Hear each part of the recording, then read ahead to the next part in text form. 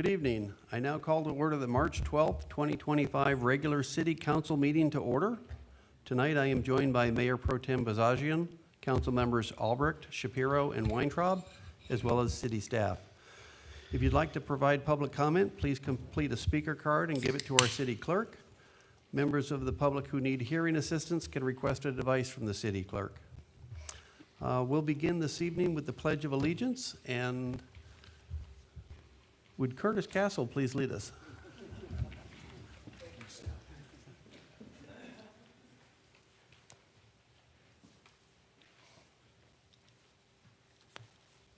First off, excuse my voice, and I could use your help tonight.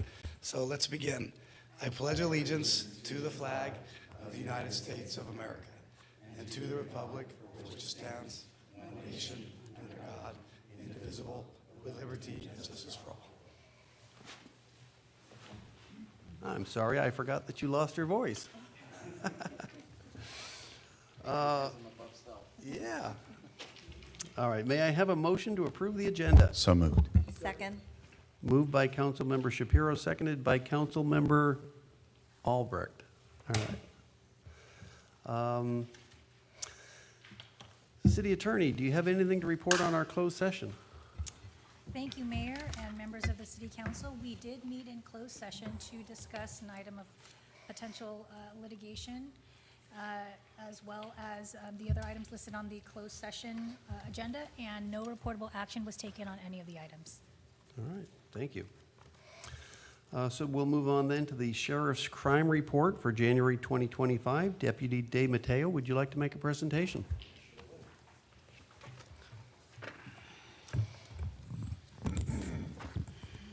All right, good evening. I am Deputy De Matteo of the Lost Hills Sheriff Station.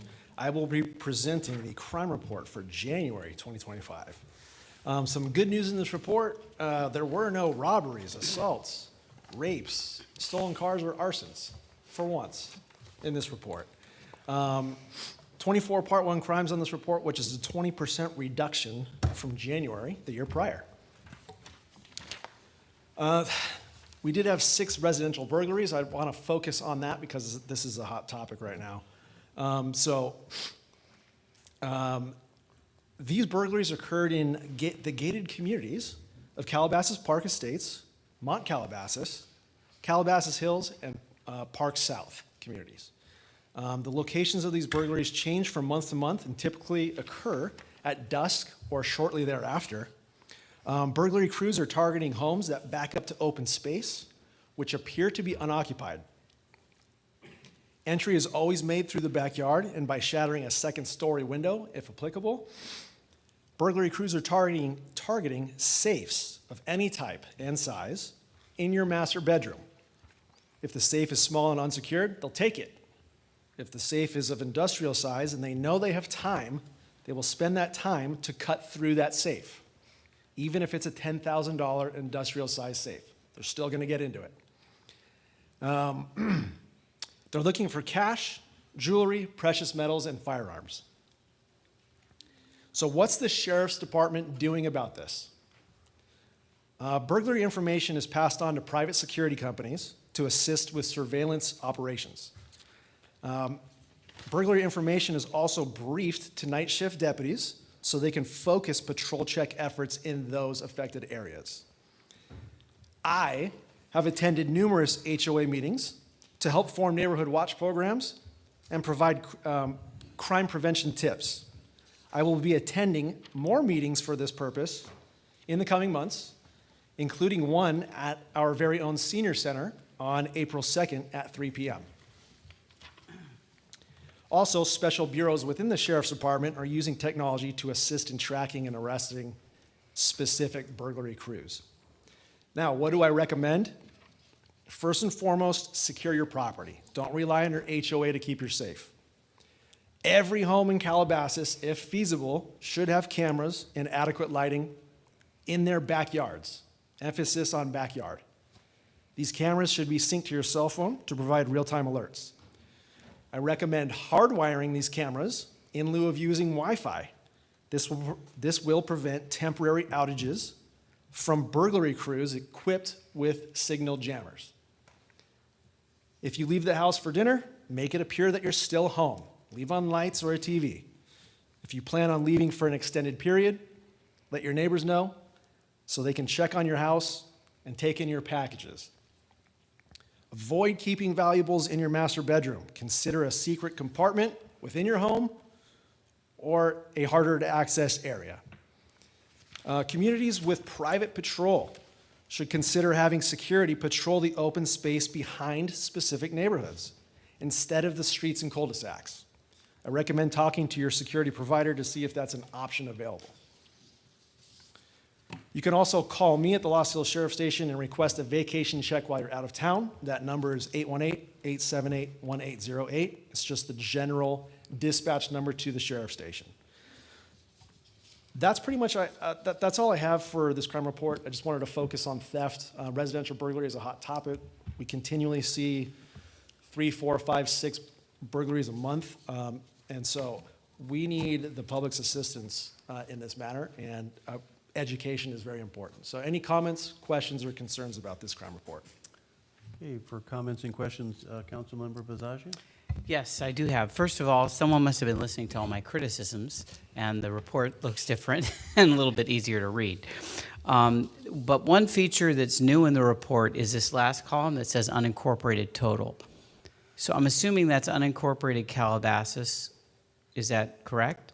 I would assume, sir. Okay, I don't know. So, well, but the point of my comment is, let's make sure that that number does not get added to the city's total, because even though it might say Calabasas, if it's outside the city limits, that would not be appropriate to have in our crime stats. So can you verify that next time that they understand that is not being, I don't know why the column's even here. I guess it's nice to know the surrounding area, the crime rate, but I don't know what area that covers, and in any event, I don't want it added to our total. Perfect. Yeah, in the noteworthy incidents, I'm sure you breezed through that. There was a trespassing arrest which occurred on Cold Canyon, not Gold Canyon. When I was reviewing that, I'm like, I don't think a Gold Canyon exists in Calabasas, so yeah, it's Cold Canyon. Okay. So maybe next time you can just verify that that's not being added. Yeah, will do. Thank you. Councilmember Weintraub?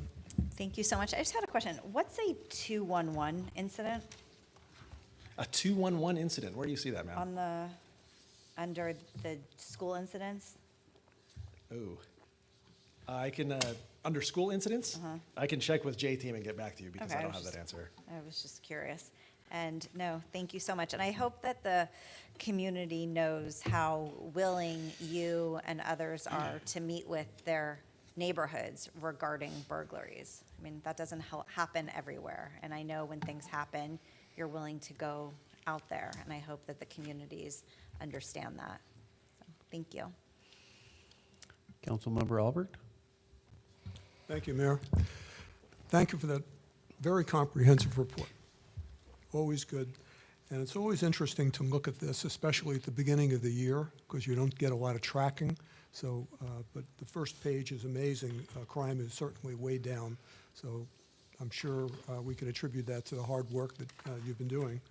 But there's also some points of worth mentioning, and none of us like violations, especially ones that are ticky-tack. It doesn't necessarily have to be from this city, but in general.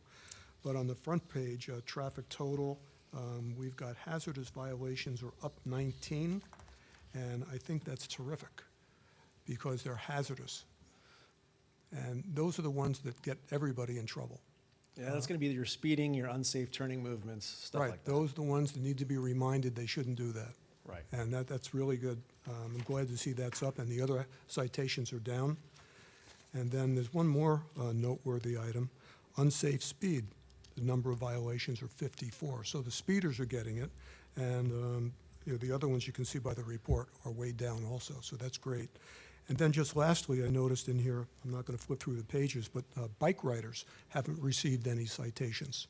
And we know we've seen a lot of bike riders in the city, and that means they're observing the rules, which wasn't the case many years ago. So we're integrating really well, so I want to congratulate the bike riders and the Sheriff's Department for It's going to be the work of the motors in Calabasas, sir. good. They're animals. Councilmember Shapiro. Thank you for the report. A number of questions already asked.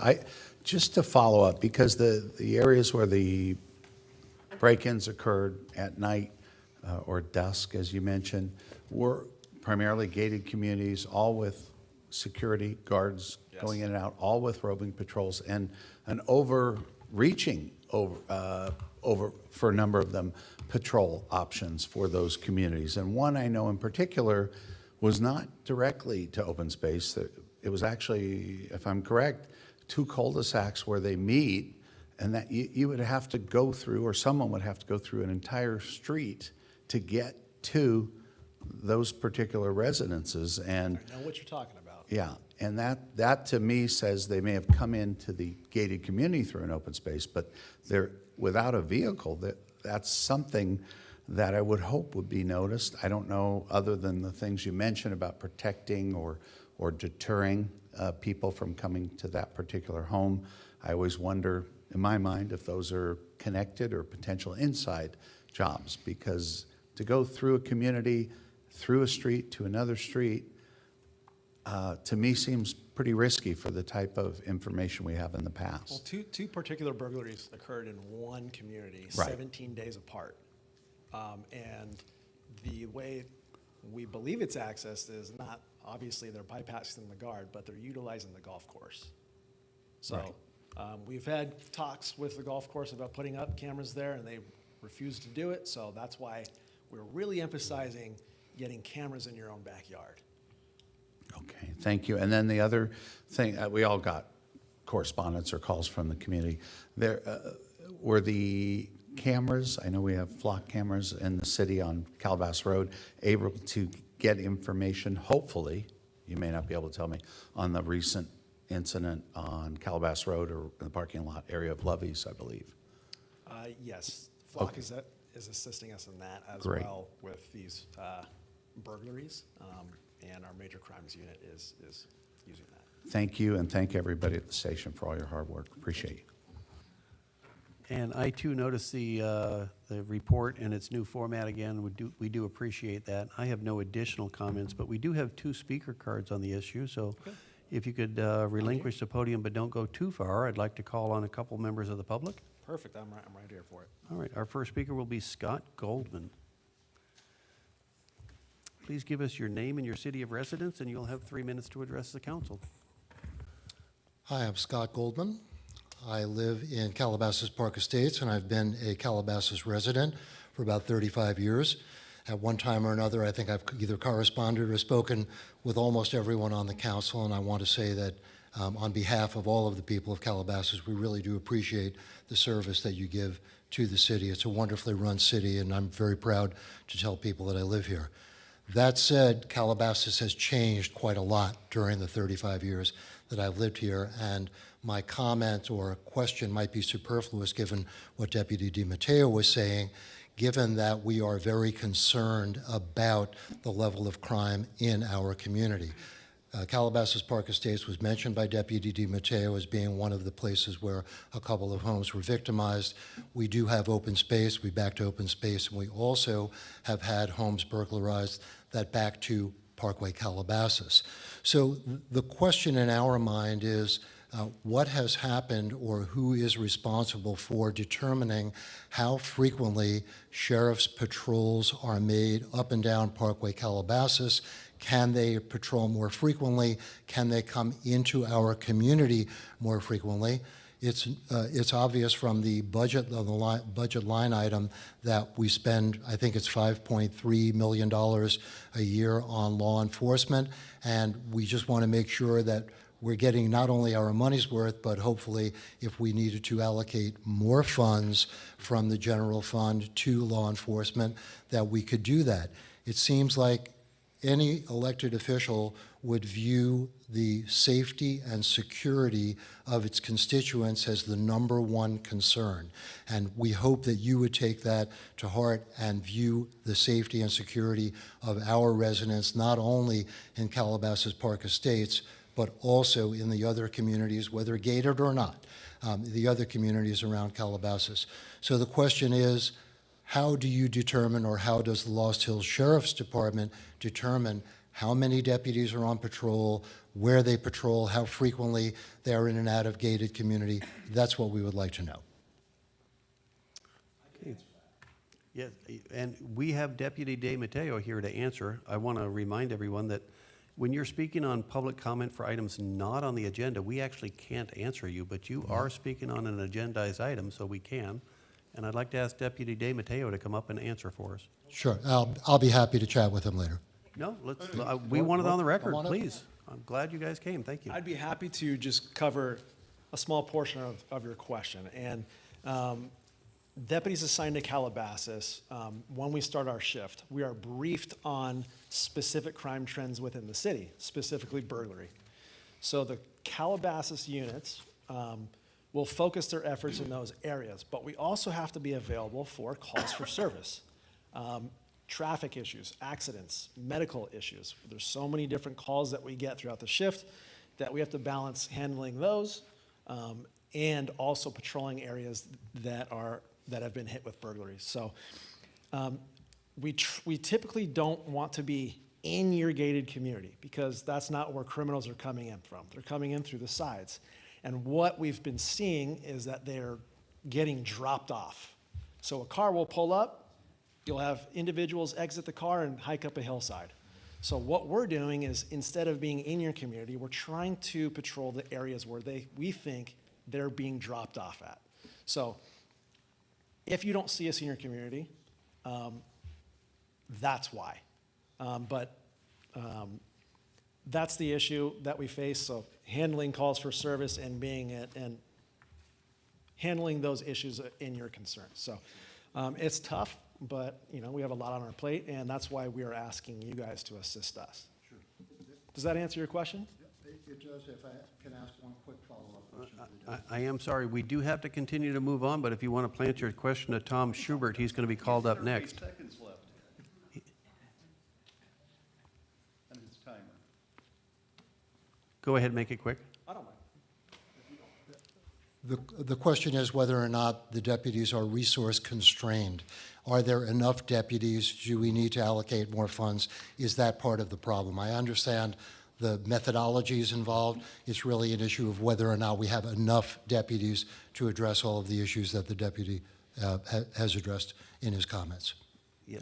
Thank you. And we'll get to that answer in just a moment. I'm not going to ignore that, but if I could have Tom Schubert come up and speak as well, we'll answer all the questions together. Excellent, thank you. I'm Tom Schubert. I live in Calabasas Park Estates. I've lived there since 1991, February, so 34 plus years. I'm the vice president of our HOA, although I'm not necessarily speaking on behalf of the board. I'm very concerned about the level of sheriff service in Calabasas. I called into the Sheriff's Department about 3-4 weeks ago to report some drag racers up and down Parkway Calabasas. I was told there are only this was on a Friday night. I was told there are only 3 deputies assigned to the city of Calabasas. That's on a Friday night. And that's got to be one of the busiest nights of the week. The city's budget is $5.6 million. Since I've lived here, it seems to me there's much smaller sheriff's presence now than there was 10 years ago. And I'm very concerned about it. I never see patrols through our community, never ever, literally never.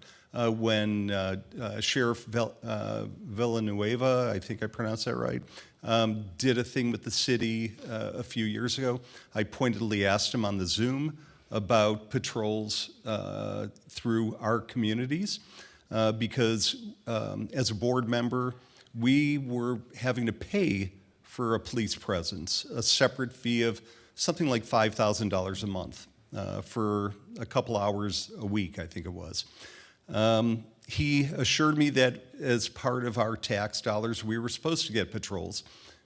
We weren't getting them, and we still don't get them. So, again, I don't understand why there are only 3 deputies. I think that the city needs to demand more from the sheriff's department in terms of more patrols, more cars. we contract, I believe, with the Sheriff's Department, so we're a paying customer. Los Angeles County is really, they're not a paying customer. They're the entity of that area. We pay for that service, so we should expect and receive a certain level of service, and I feel like we're not getting it. So that's my comment. I'd like to see, that increased, and I'd like to see the city council putting pressure on behalf of the residents on the Sheriff's Department to increase the level of service that we are receiving. Thank you. Yeah, thank you. I would like to, at this time, if I can, I'm going to ask our city manager to share briefly about what our contract includes, how many deputies, how they come and go, and maybe a little bit about the items that the council has requested that may or may not be within the budget. Thank you, Mayor. And just a brief summary on, as the speaker mentioned, we do contract with LA County Sheriff. Our contract is based on minutes per year, and so that is then factored into how many deputies are needed to meet those minutes. I do want to point out that, as was mentioned, our contract at $5.6 million is that's just one expense that we cover for public safety. So we're also, that the council has authorized expenditures for private security firms that we use, surveillance. We have people out at night in these areas that are being hit, augmenting the sheriff's presence. And there's some technology that they're deploying that is remarkable, and it's being used well. Again, can we always look at what we can do more? As to adding sheriffs, I think one of the things that we'll talk about a little bit more in our mid-year budget is this council has emphasized over and over again that public safety is the #1 priority, but we also are facing constraints on the funding. And I think it's important for the residents to understand that the property tax revenue that we bring in for the city of Calabasas is, for this year, if those who want to stay for the mid-year budget, we anticipate bringing in $4.8 million in revenues. So that means our sheriff contract is $800,000 more than the entire property tax revenues that we bring in the entire city. So our property taxes don't even pay for the sheriff services that we're getting. So it is really about funding, and how do we increase funding? How do we look at using smart technology, and how do we stay ahead of the curve to fight crime? Do any other council members want to make additional comments? Councilmember Weintraub. I was also always told when we were talking about the sheriff's budget, even if we had all the money in the world that we wanted to spend on more deputies, there are not more deputies that can come to Calabasas. And that's correct. That's been the case over the last few years. There's been freezes implemented on the number of hires that can happen. The academies have been underfunded, and so that has all had a ripple effect on the number of deputies countywide that are available. So even if we had the funding today, we would not be able to get to a full staff. Right, and I think that's such an important point for the community to understand, that when we've asked in the past, when we've identified areas that we felt, can we add another deputy, whether it be street racing or burglaries, the answer was no. I mean, we've asked for that. So regardless of what's in our budget, that we've asked that question, and for the reasons that Kindon has outlined. But we've supplemented with private security and new technologies, and we're doing everything that we can to try to prevent this issue from happening. Anybody else? Resident 31 years, going on 32. And I think we all, being residents in the city, are sensitive to this. Last Friday night, it was about 2 o'clock in the morning. I got woken up by someone doing donuts for about 20 minutes. I asked my wife if she heard it, and she said, no, I don't hear anything. It went on and on and on. We live in Greater Molewood, so this was on Old Topanga by Park Orr. Just want to remind you that a couple years ago, we had decided to put in cameras throughout the city. They're called flock security cameras, so they pick up license plates. So it might not be that we can catch somebody at the moment, but we might be able to find out that they've been here when something happened through the license plate. So it aids in the prosecution. So the back end, it plays a big role. But I can assure you, all of us here have only one thought when it comes to public safety, and that's number one. And I think in some ways, having served in the service, 101st Airborne, you could have them paratroopers down here all over the city, and you wouldn't be there at the moment it happens. It's just too big of a space, but we're doing our best, and we hear you. We hear you, both of you. Thank you. Thank you both for coming forward, and certainly appreciate all you do. One of the, or two of the items were very short distance from where I live as well that occurred. So and we have security like you, but this council, as it's been said, is unanimous. There isn't an issue. We're trying to find more ways to keep our city safe. We don't want anything here, let alone one or two incidents. We have gone forward through our city manager and staff, our council, to get private security to try and protect open space. I don't know if it's still accurate, but the sheriff's department was down, I think it was 30% was the number years ago, and it has not changed. So while crime is more, I hate to say intelligent, more devious, whatever you want to say, they're using cameras everywhere to know when people leave. They're having scouts, whatever it is they're doing. They're professionals from sometimes other countries, sometimes here. We're just trying to keep up with it to the best of our ability. Sheriffs are extremely helpful.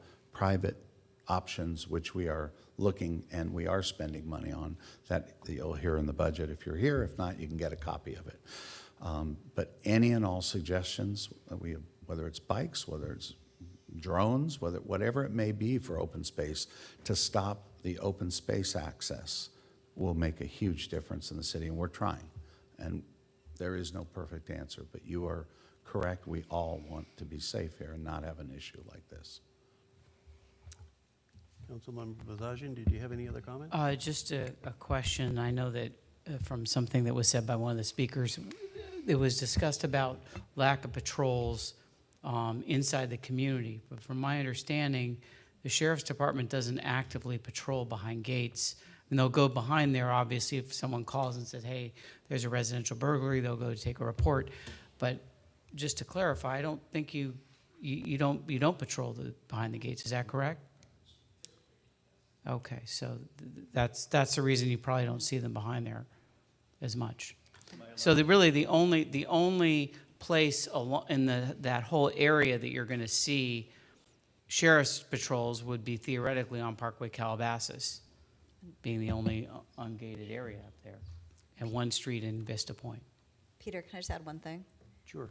A few years ago, there was a situation in Park Estates, and we had spoken about like the back gate area. So I've asked our city manager to relook into that area and reach out to you both. A resident had reached out some years ago about it, so I think that's something important to look at, the secondary gate to your community. So, but thank you for being here tonight. It's a frustration that we all share with the increase in burglaries, and so thank you. All right, and to conclude this item, I would just want to share a couple of things. One, ALADS, which is the organization that represents our deputies, has reached out and has emphasized that due to the smaller training programs and the shortage of deputies, they are understaffed by well over 30%, which means that our deputies, in order to fulfill their requirements, are all working overtime. They're all working outrageous amounts of overtime, which puts them in a position of being tired and not as alert as they should be when they're out on patrol. And it's a disservice to our deputies, it's a disservice to our community, and we got to get those training numbers up. So I would encourage anybody here to pay attention to the County Board of Supervisors agenda and make public comment there. I know myself, I'm sending a letter of support for the deputies in, and I would encourage each and every one here to do the same so that we can get more deputies, so that when we have the finances to increase our sheriff's contract, I think you've heard it in our voices, it's our #1 priority. So First, we need to be able to hire the deputies, then we need to find the money, and we will find the money. And as our city manager has mentioned, we're doing everything we can in between with technology, with security, to make sure that we do everything we can at this moment to improve the safety and security of our community. So I hope you feel like you've been heard tonight. If you don't, please reach out to us. We are available, every one of us. We're here to listen. We're here to make change. We're here to make the city stronger. With that, we'll move on to our next item.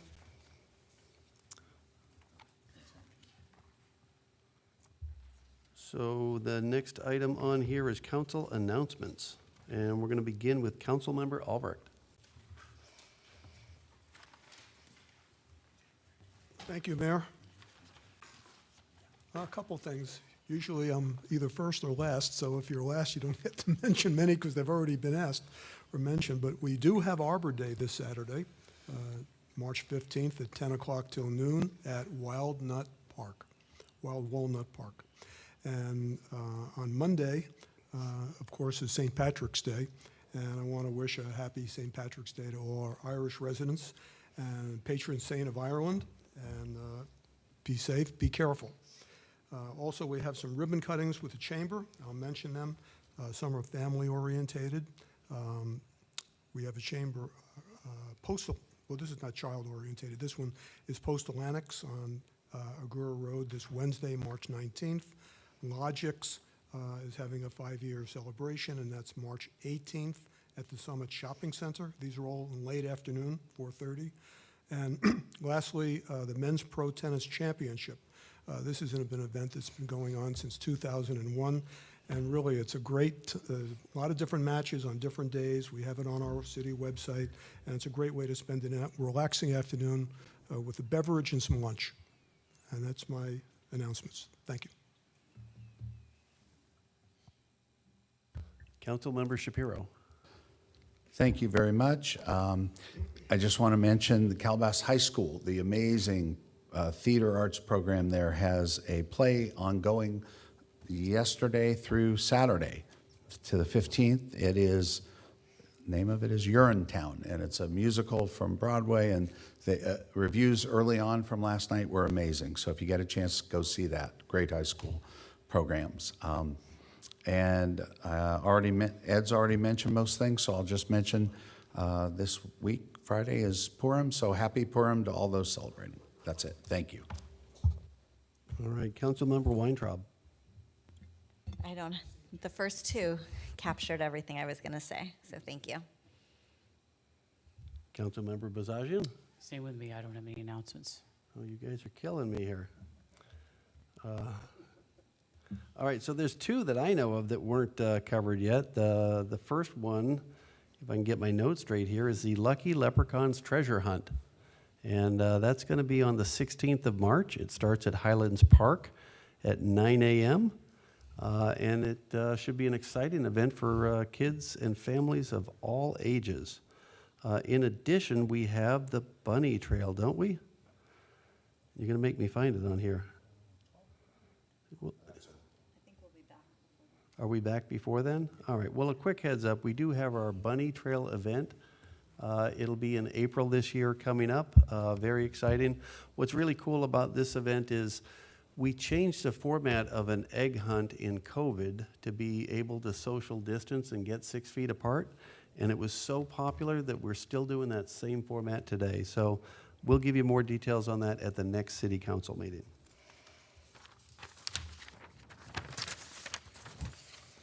Okay, now we're here at items for public comments for any members wishing to speak on non-agenda items. And I believe I have 2 cards this evening. The first one is from Mark Levinson.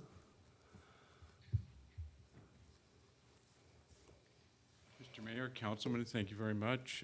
It's my pleasure, and to thank Councilman Albrecht for mentioning the 2 ribbon cuttings that are sponsored by the Chamber. Just to add, Logix actually has been open for 5 years. They opened during COVID, so they didn't have a ribbon cutting then. The other big thing is coming up is our luncheon that is coming up It's sponsored by Child Care Resource Center, and they're going to speak on the services they provide to the community. And then this year, instead of a bowling tournament, we're having a pickleball tournament. And there's teams of 6, so get your group together, come out and compete. And then most importantly tonight, I'd like to introduce one of our chamber members, Melanie, and I'm going to screw up her last name. It's Budarazki. Melanie is going to tell you that she has a great program that is helping our kids in the city. So thank you. Awesome. Thank you, Mark. Hi, everyone. Good evening. My name is Melanie Budarazzi, and I'm the founder and executive director of a nonprofit called Fostering Dreams Project. And we bring dance and the performing arts to youth in underserved communities across LA County. We partner and operate with schools, government agencies, nonprofits, and rehab centers to give youth a place to belong with a positive outlet.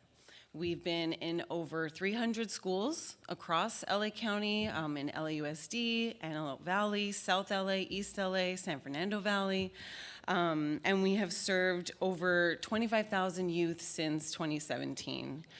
We have a primary focus of working with youth in foster care, youth experiencing homelessness, probation youth, and system-impacted youth. I have a minute left. I'll share a very quick story.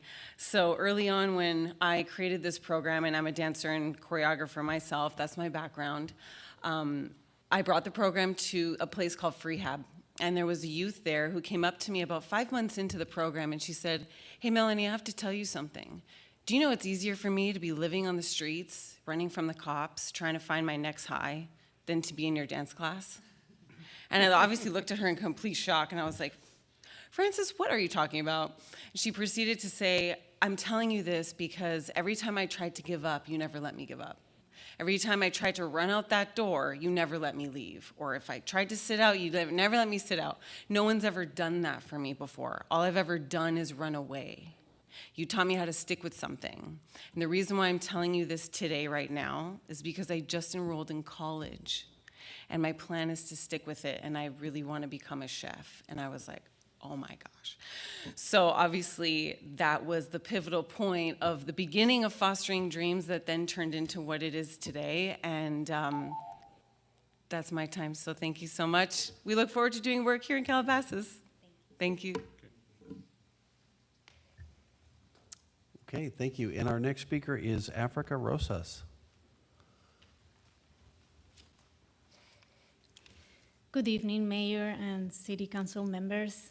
My name is Africa Rosas, and I'm a Public Information Officer with the U.S. Small Business Administration, Office of Disaster Recovery and Resilience. We are a federal agency. I'm here to provide a reminder regarding the federal assistance available for those impacted by the January wildfires. Due to the presidential disaster declaration signed on January 8th, the SBA is offering low-interest loans to affected homeowners, renters, businesses, and private nonprofit organizations in Los Angeles County. The SBA disaster loans are available for homeowners up to $500,000 to replace or repair their primary residence, renters and homeowners up to $100,000 to replace or repair personal property, businesses and private nonprofit organizations like churches up to $2 million to rebuild or replace their buildings and property. Additionally, small businesses can apply for up to $2 million in economic injury disaster loans to cover operating expenses. SBA offers low fixed interest rates with terms up to 30 years. There is no cost to apply and no obligation to accept the loan if approved. Rates are as low as 2.563% for homeowners and renters, 4% for businesses, and 3.625% for private nonprofit organizations. The loans don't need to be repaid for the first 12 months, and the interest doesn't accrue during that time. There are 7 centers still open to assist with applications, and the locations and hours can be found on www.sba.gov/disaster. The applications can also be submitted online on the same website. For more information, please again visit www.sba.gov/disaster, call the phone number 800-659-2955, or email disastercustomerservice@sba.gov. The deadline for physical damage is March 31st, is coming up, and for economic injury is October 8th. Thank you so much for the opportunity to convey this important information. Thank you very much. And if anybody's looking for that information again at a later date, obviously we have a deadline coming up by the end of the month. I'll make sure to leave contact information with our city clerk. Now we're on to the consent calendar. The consent calendar has 3 items on it. Do any council members wish to pull an item on consent? Yes, item 7, I believe. Okay. Item 7 is the professional services agreement with MNS Engineers, Inc. Does anybody wish to pull any others? Same item. Okay, and I would like to pull item number 6 for a brief comment.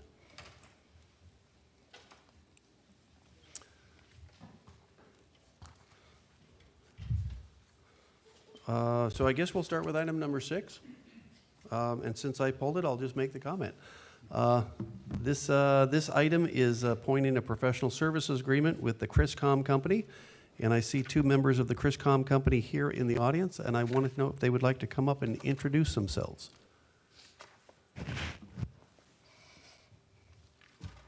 Thank you, Mr. Mayor.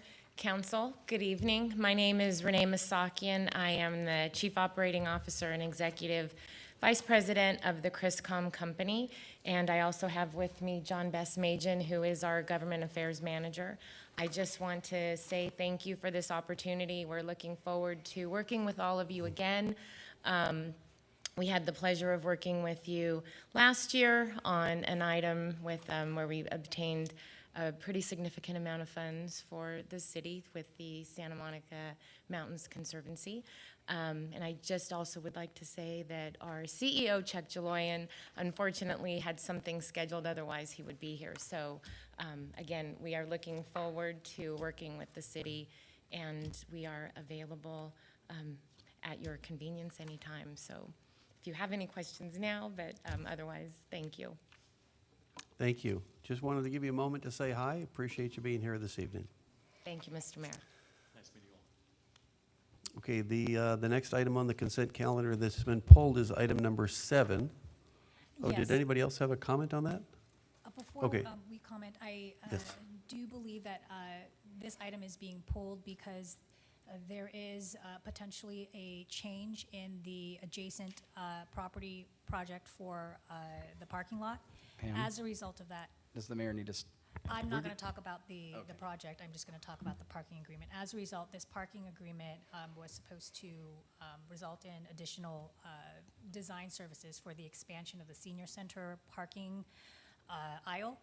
And as a result of the potential change in the adjacent project, we need to pull this item because that may change as well. And so I just wanted to inform the council that because the developer indicated that there may be a big change in the project, we need to pull this item so that we will bring it back at a later time when there is further information.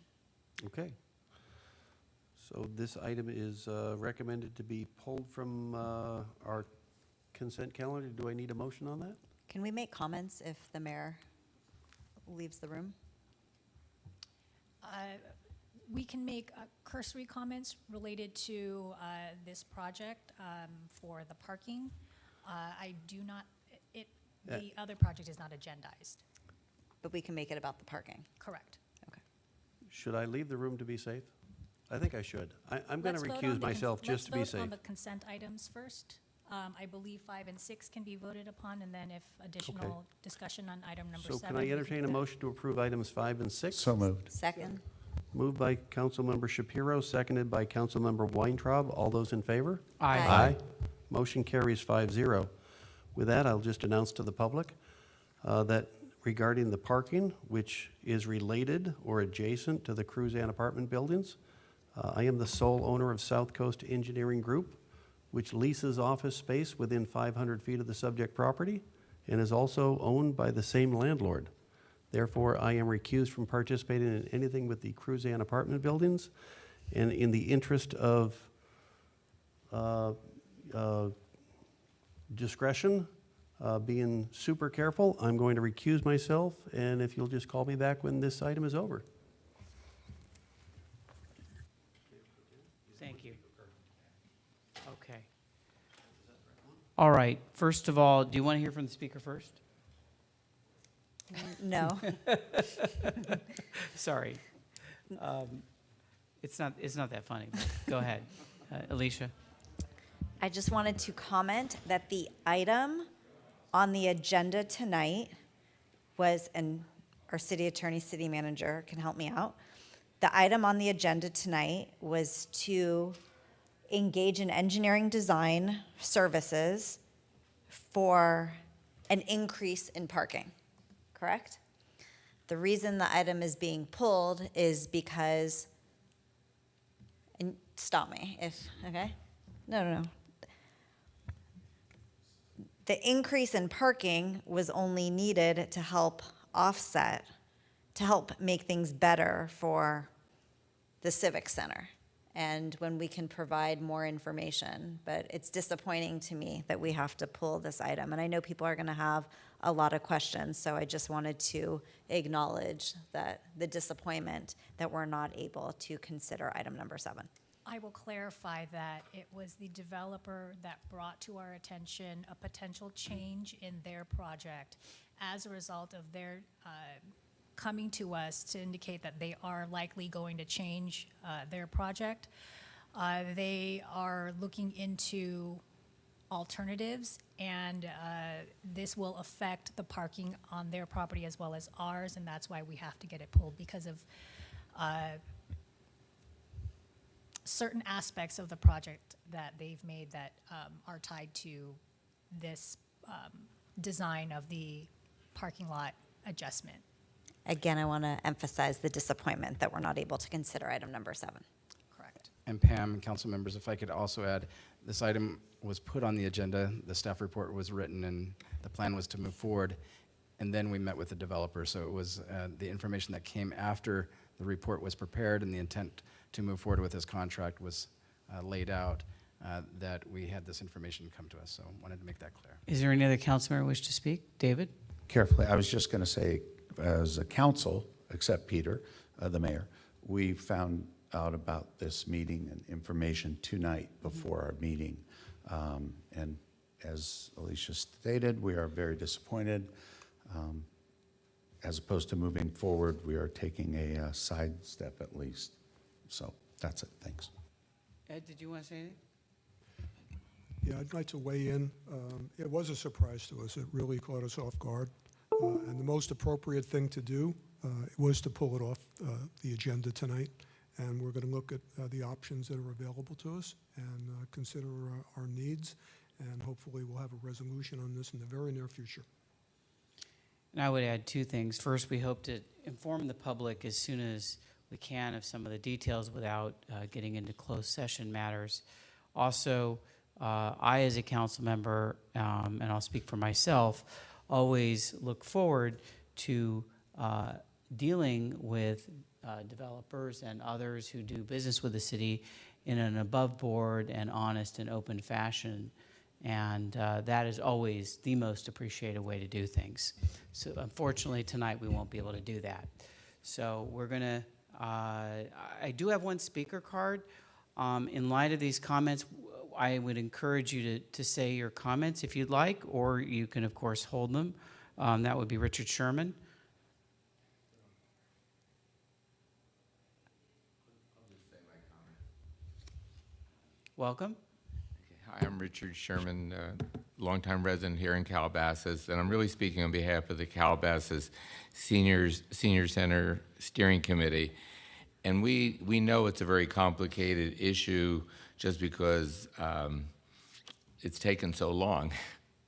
And we just wanted to thank the council, the city manager, and the staff for your diligence in pursuing parking options near the senior center.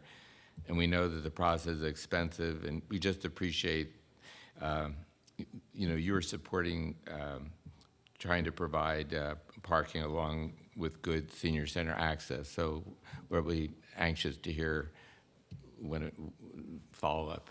Okay, thank you. Thank you. I'm sorry that your comments were a bit preempted by the announcement, but yeah, we'll take your comments into consideration, of course. There being nobody else wishing to speak, any other council comments? In that case, I would would it be appropriate to just continue it or table it? Table it, probably. It would be appropriate to table it this time. All We right. hope to bring it back sooner rather than later because we understand this is a priority for the city council as well as the community, but we still have to wait and see what else transpires. Okay, so is there a motion to table? So moved. Okay, all those in favor, please state aye. Aye. Aye. 4-0, no one opposed. And we can now call our mayor back and out of a job.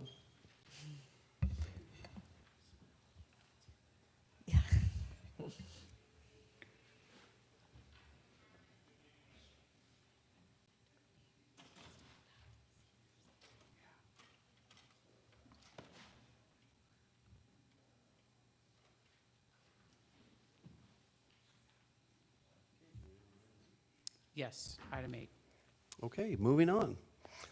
Item 8, planning fees update.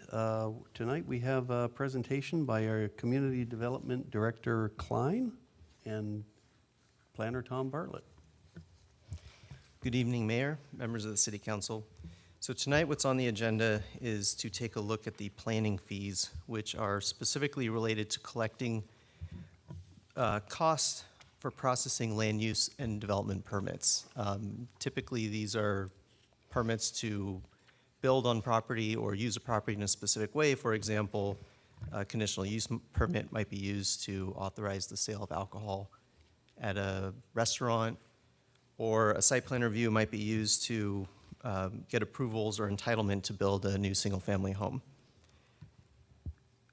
The purpose of collecting a fee for the planning permit is to recover the costs that it costs the city to process that permit. And typically that takes staff time, because for every planning project that gets processed, there's a planner from the planning division that's assigned to that project and is a case manager.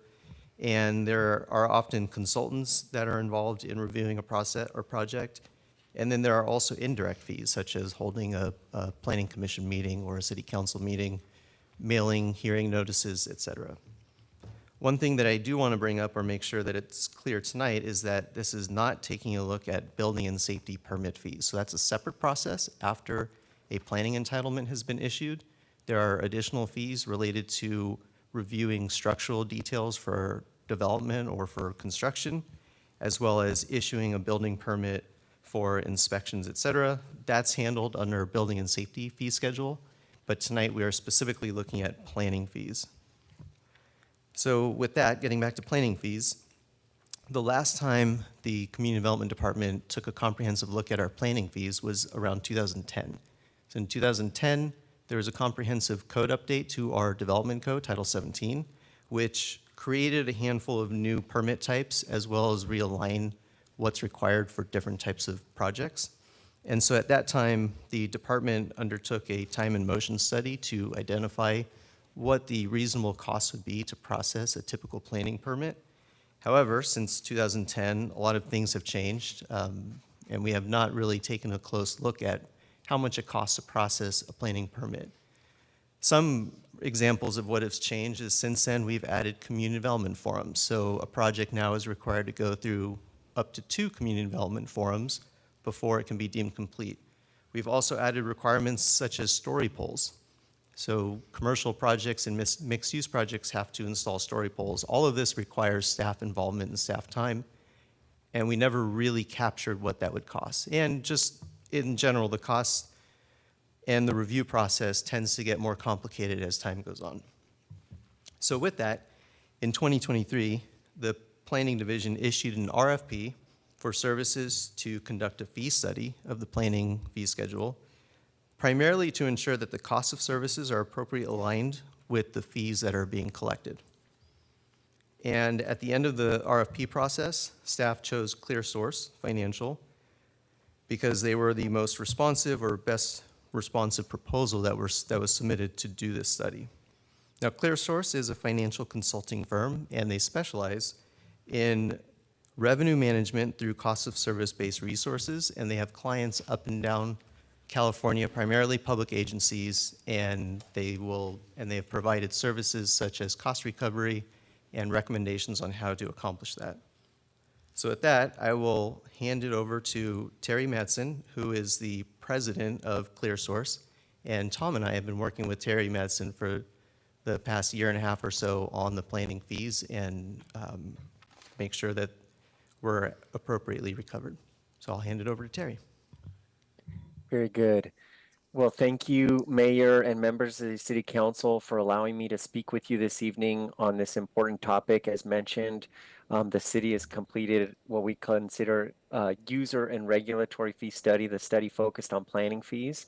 I'm going to go ahead and share my screen in just a moment, and I'll walk you through about a 20-slide presentation.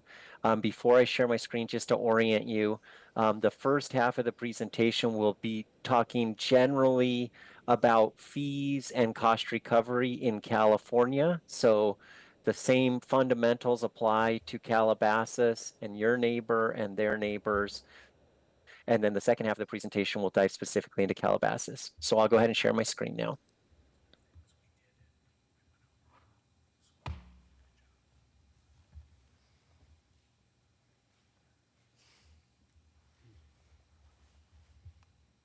And my hope is that you see a PowerPoint.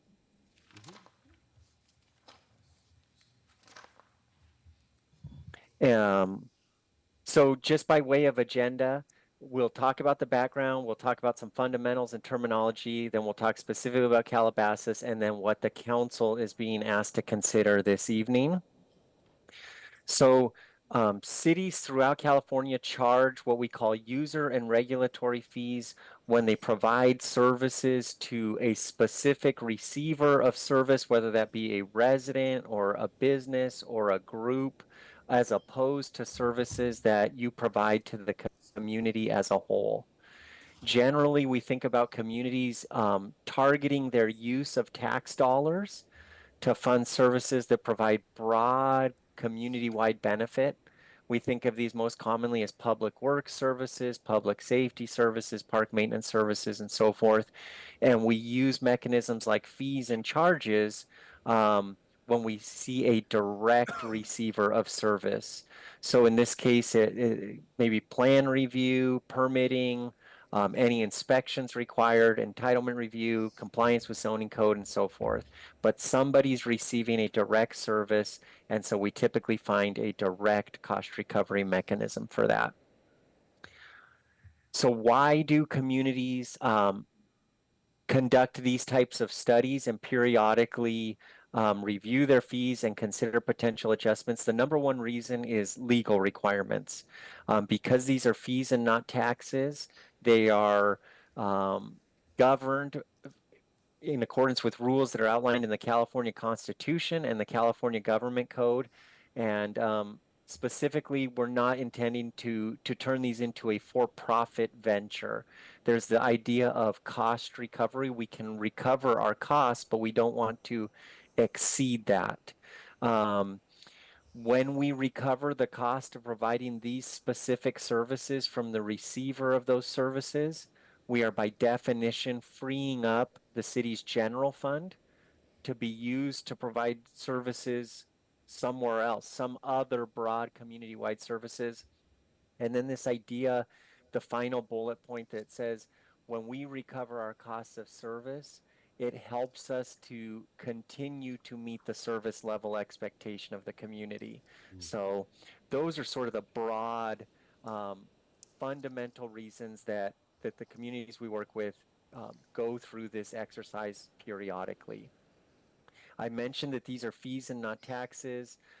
Because they're fees, they are established by the city council at the conclusion of a public hearing.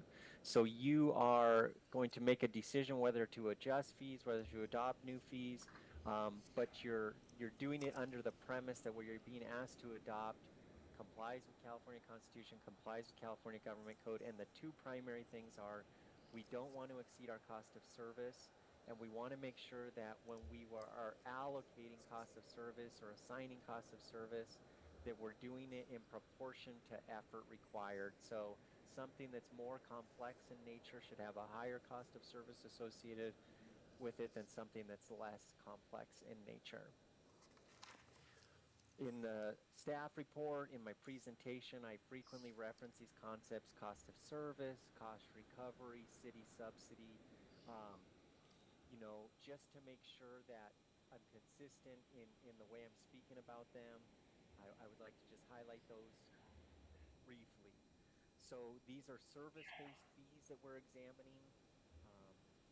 They are focused specifically on planning. So most of the time it's like entitlement review or permits that align to city requirements.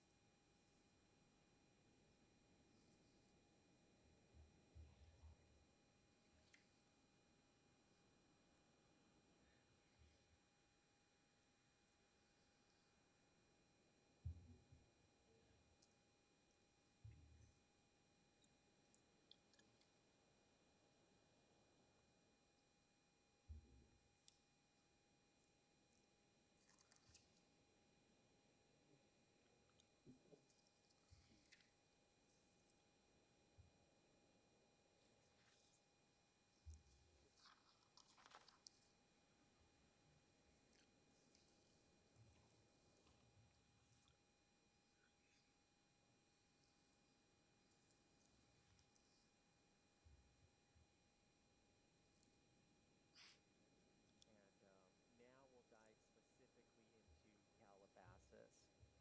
And in Calabasas, for the fees that we examined, the planning fees, what you're going to find is that most fees are targeting full cost recovery. So the proposed fee schedule for council consideration Most of the fees in that proposed fee schedule target full cost recovery.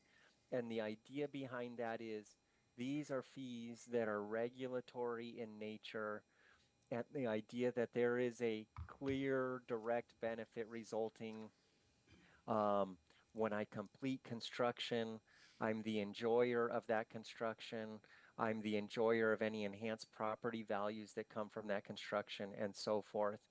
And sort of this fundamental concept that we think about is if if if I'm going to perform some sort of construction activity and I don't pay for it, but there is a cost to the city of Calabasas, then by definition, the other residents and businesses in Calabasas are subsidizing a portion of my private construction activities.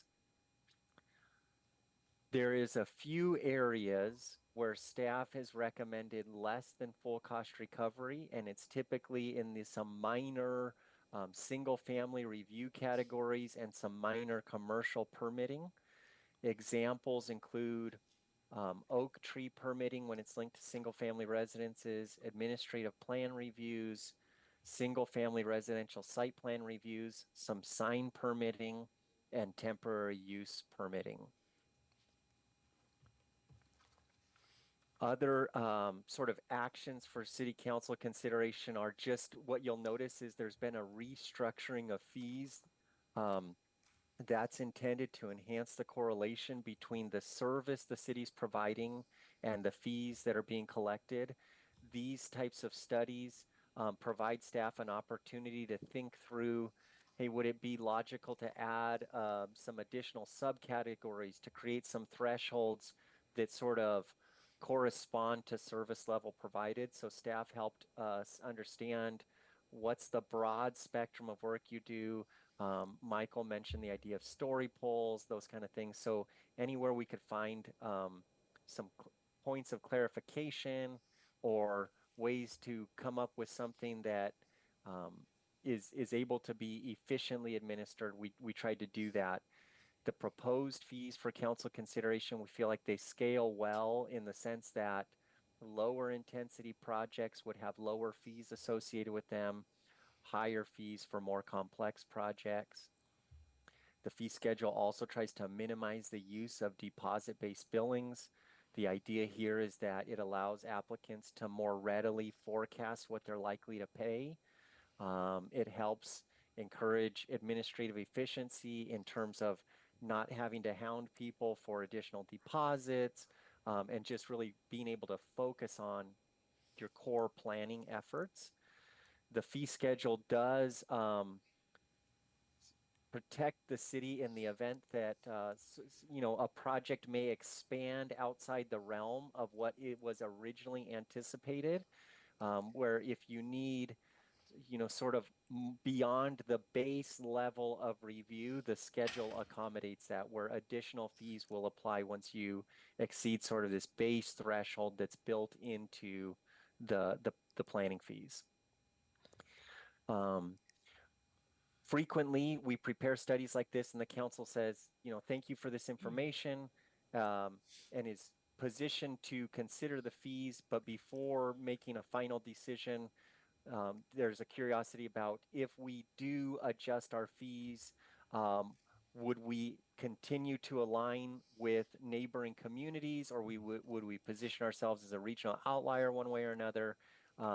What we find is, your fee schedule has hundreds of items, so we grab a handful of items to sort of serve as a representative sample and see if we can find any general patterns. On a fee-by-fee basis, you may be at the lower end of the spectrum or at the upper end of the spectrum, but today, what we see in Calabasas is at your current fee levels, your cost recovery varies widely. It might be at 20% for one fee, and you may actually be at full cost recovery for another fee. I mentioned that where we're trying to take you tomorrow is generally to full cost recovery with those few exceptions. And this following charts are intended to show you where you would stand today and where you would stand tomorrow or 60 days from now if you chose to adopt this updated schedule.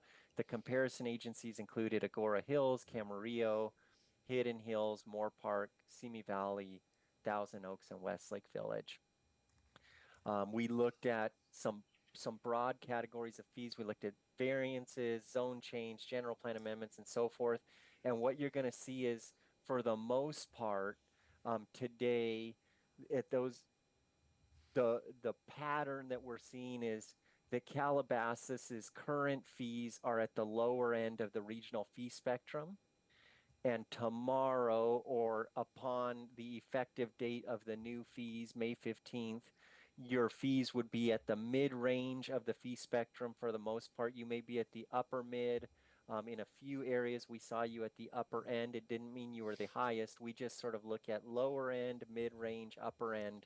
And so today we would say you are primarily at the lower end or mid-range, and tomorrow you'd be in the mid-range or upper end. That's what we saw sort of over and over and over. And so the action requested for the City Council is to complete a public hearing. These fees are adopted at the conclusion of a public hearing, determine whether to adopt the fee schedule as presented. And I mentioned that idea of because these fees involve developer driven projects and development related projects, they need at least 60 days after adoption before they go into effect. So staff has recommended an effective date of May 15th, 2025. Additionally, studies like this are performed only periodically, but you face, ongoing inflationary pressure. And so the adopting resolution references an annual adjustment to fees that would be tied to annual changes in the city's labor cost. So you would perform studies like this periodically, and in the interim years, you would just make an inflationary adjustment. This concludes my presentation. Thank you so much for your attention. If you have any questions or feedback, I'm available. All right, thank you. We'll start with some council questions, and I'd like to note that this was started in 2023 from the Budget Committee, so we'll start with Councilmember Shapiro.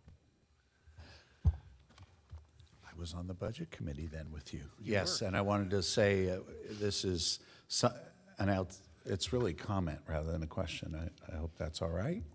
Sure.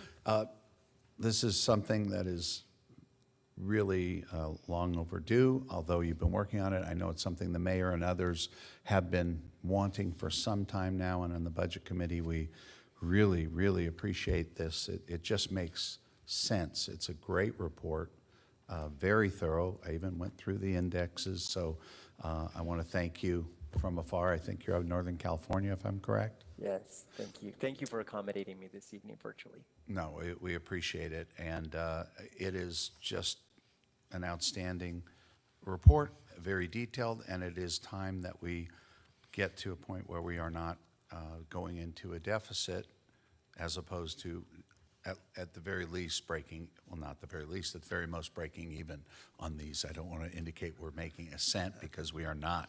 That was never the intention. So, again, I thank the mayor for his hard work on this, and staff for a great report, and city manager as well. Thank you. Thank you. Councilmember Albrecht, any questions?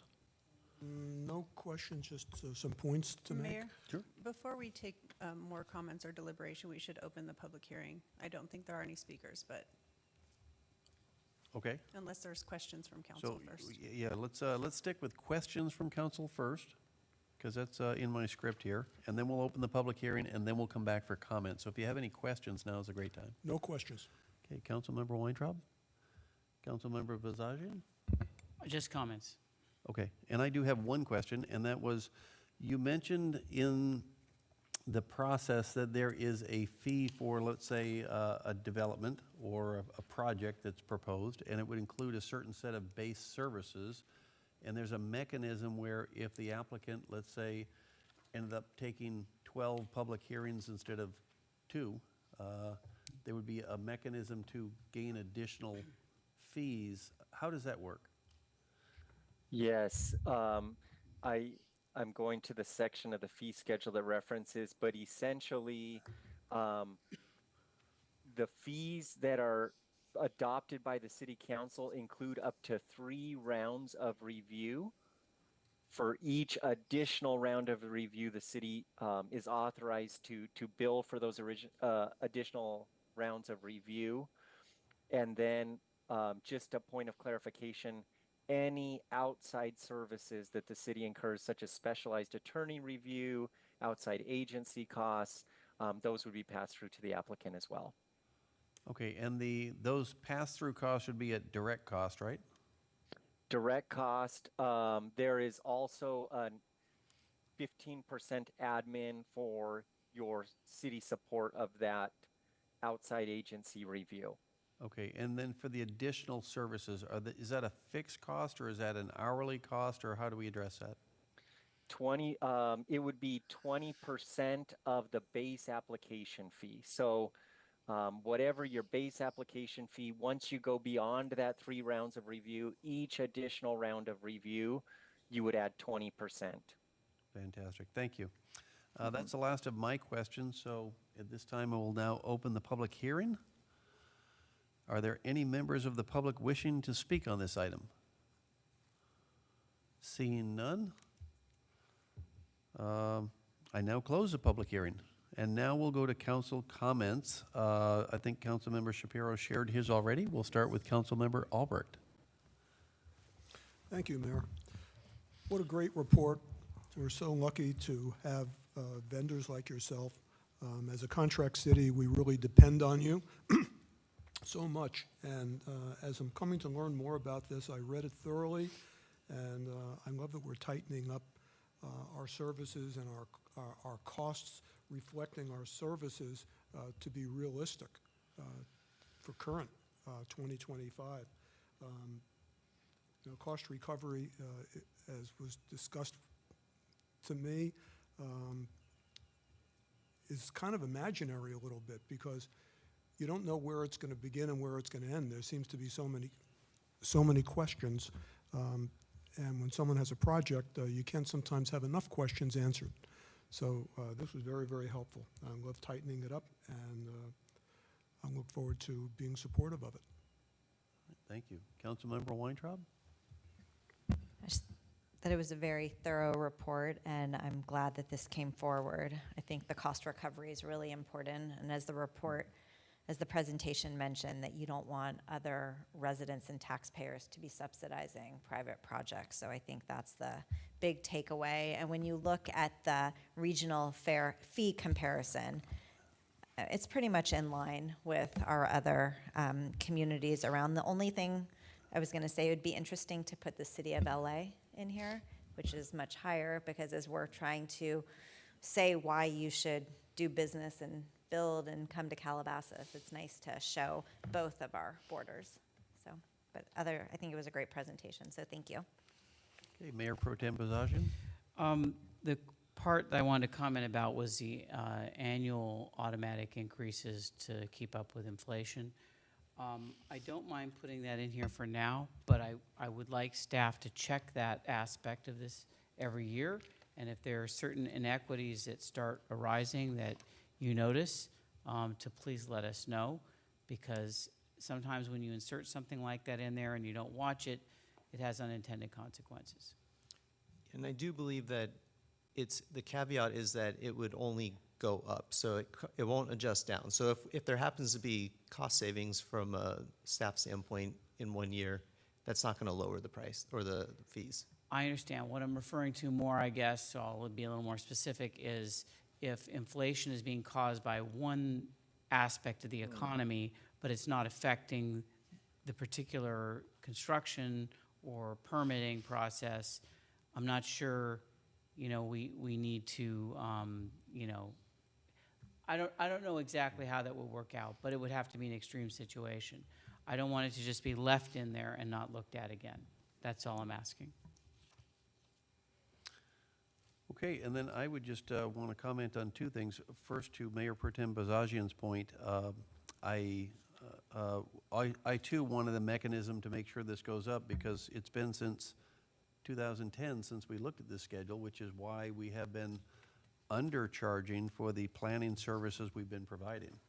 So the mechanism as well, I believe we tied to staff salary, not to the cost of inflation. So that way, if the staff salary is the majority of our costs and the consultants are reimbursable plus 15%, then when our staff salaries go up, the planning fees go up proportional to that. So I would agree with Mayor Pro Tem Bozajian that we do need to keep an eye on it, look at it every year, certainly bring it back to the budget committee, maybe circle back to it at council level every 5 years or something. But I think what we have programmed here is a really solid way to keep up with the cost increases that we anticipate in the future. The other comment I want to share is, and it was covered in the report, but I just want to elaborate on it for the community.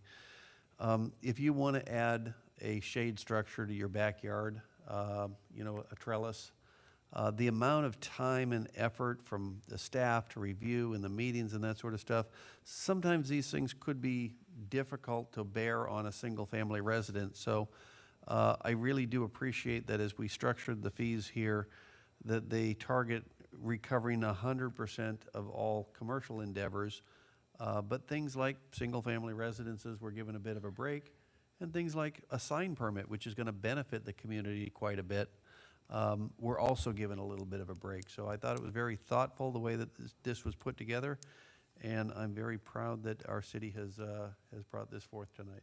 So with that, if there's no other comments, I'll entertain a motion to approve this. So moved. I'll second that. It was moved by Councilmember Shapiro, seconded by Councilmember Weintraub. All those in favor? Aye. Aye. Motion carries 5-0. Thank you. Thank you. All right, moving on. Item number 9 is the mid-year budget update for fiscal year 2024 to 2025. Can we take a break? You want a break? It's been an hour and a half. All right, we'll take a 5-minute break. Run upstairs. Oh, there.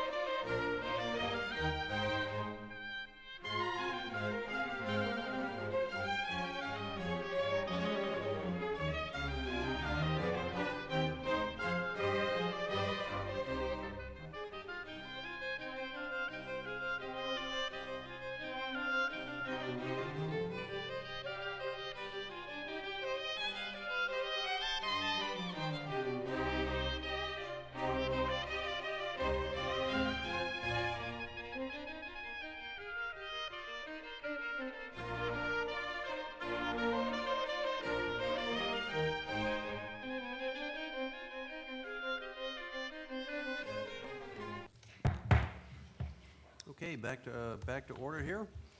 We'll start off with item number 9, the mid-year budget update for fiscal year 2024-2025, presented by Chief Financial Officer Ron Allers. Thank you, Mayor. Tonight we're going to go over our mid-year budget report for this current fiscal year. Council has been given a packet of a lot of detail. I will hit a high-level table that was actually in the actual report. What is shown here is our last 4 fiscal years, along with the current year original budget, our actual for the first 6 months of the fiscal year, and then revised numbers. This table is slightly changed from what's in your report, and I'll cover that difference in a minute. But you'll see here the last 4 fiscal years. The first 3 were all positive. They were return surpluses where we had less expenses than we had in revenues, which was a good thing. Last fiscal year actually shows about a $1.8 million deficit, and what that actually was we took $2.25 million and we put that into a Section 115 trust to defer or to decrease future costs for both pension and retiree medical. So we took it and invested it so that we can handle future costs in those 2 areas. So it really is not a negative, it's a positive, but it's a negative when you take a look at our financial numbers. This year's budget, City Council adopted this last June, and projected surplus was $97,000. The first 6 months of the year, you'll see that revenues are less than expenses by about $3.8 million. This is typical for the first 6 months of the year. We do not receive 6 months worth of sales tax, or we receive 0 as far as vehicle license fee. So we have revenues that are not anywhere near half. We also have annual expenses where we paid the entire bill in July, whether that be CalPERS unfunded or our insurance premiums. So it's lopsided, but that is typical for the first 6 months. Our revised estimate for revenues is $29 million and a little over 29.7 for the expenses. You'll see there a projected deficit of $450,000. With this table, we showed this as without a check that the city received in December for a little over $500,000. That check is our final settlement for the Woolsey fire. So that was the final settlement piece that had been stayed with the lawyers and in escrow until basically everything was done. You'll recall that in December 2019, the city received a check in the amount of a little over $4 million. That reflected a settlement amount of $5 million less fees, mainly attorney's fees, and that took it down to a little over $4 million. The city placed that in what we affectionately call the Woolsey Fire Fund to deal with fire hardening, fire preparedness, emergency preparedness here, stepping up our emergency operations center at the city of Calabasas. And we've been doing all those things with that money since then. So this table reflects that this $500,000 is not in the general fund. It's not put anywhere. The next table is what is reflected in the staff report, which shows it put into the general fund, that $500,000.